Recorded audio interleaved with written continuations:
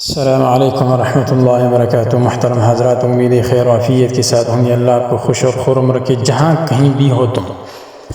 جیسا کہ آپ کو معلوم ہے، ہم نے مسائل کا سلسلہ چالو کیا ہے۔ آج اس مسئلے کا تعلق نماز کے ساتھ ہے، لیکن بہت اہم مسائل ہیں اس میں۔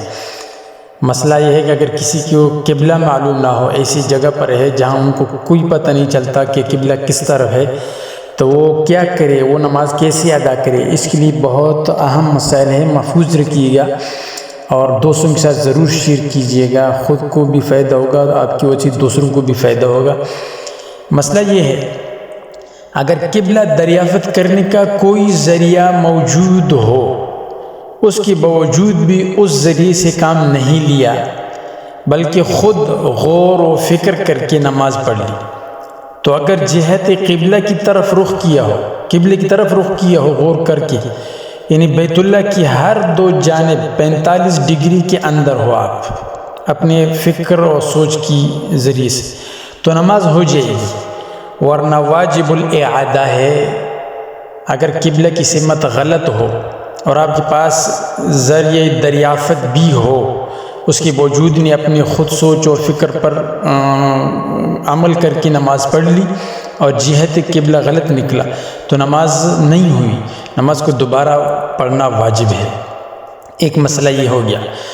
اگر غور و فکر کر کے نماز شروع کر دی تھی، نماز کو شروع کر دیا تھا اور نماز کے اندر کسی نے بتایا کہ آپ غلط سمت کی طرف کھڑے ہیں، قبلہ اس طرف ہے یا قبلہ اس طرف ہے، تو معمولی غور کے بعد اسی رخ کی طرف پھیرنا ضروری ہے آپ پر۔ اگر قبلہ معلوم کرنے کا کوئی ذریعہ نہیں تھا اور غور و فکر سے بھی کام نہیں لیا، تو یہ نماز صحیح نہ ہوگی، کیونکہ فکر اور سوچ اور فکر کرنا فرض ہے یہاں پر۔ ہاں، اگر کسی نے نماز پڑھ لی اور نماز سے فراغت کے بعد اس سمت کی صحت کا یقین ہو گیا کہ جس سمت میں کھڑا تھا یہی قبلہ ہے، تو نماز کا اعادہ ضروری نہیں ہے، لازم نہیں ہے، یعنی دوبارہ پڑھنا واجب نہیں ہے۔